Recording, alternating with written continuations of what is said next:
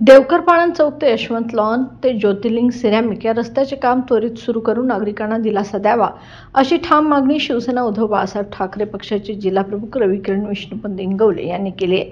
या रस्त्यासाठी 1,65,00,000 रुपयांचा निधी मंजूर झाला असून काम सुरू करण्यात विलंब होत आहे। शिवाय संबंधित रस्त्यांसाठी काँक्रीट रस्त्याची मान्यता नसताना कंत्राटदाराने कामाला सुरुवात केली आहे असा आरोप इंगवले यांनी केला आहे। महापालिका प्रशासन आणि कंत्राटदार यांच्यातील संगनमतामुळे नागरिकांची दिशाभूल होत असल्याचंही त्यांनी सांगितलं।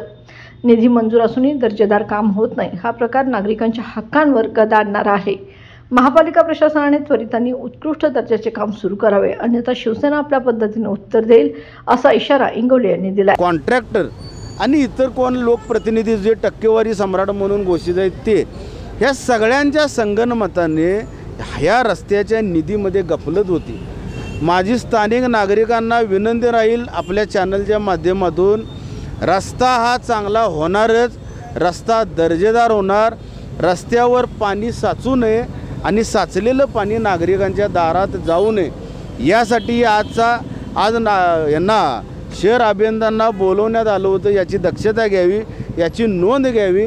नागरिकांच्या आणखीन काही सूचना असतील, जर संबंधित कॉन्ट्रॅक्टर ऐकत नसेल तर वेळोवेळी शिवसेनेच्या पदाधिकाऱ्यांना किंवा स्थानिक तुमचे जे कोण मंडळाचे कार्यकर्ते अध्यक्ष उपाध्यक्ष असतील यांना कळवावं।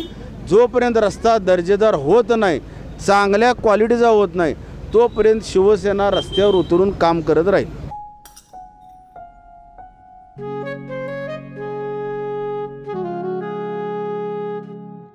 बाबा, आज येताना बासुंदी घेऊन या ना। अगं, कालच आपण आईचा वाढदिवस होता म्हणून आणली होती ना। ऐकलं, गोकुळची बासुंदी पुन्हा खावीशी वाटतेय। खरं सांगू, मलाही खावीशी वाटतेय। पुन्हा पुन्हा खावीशी वाटणारी गोकुळ बासुंदी।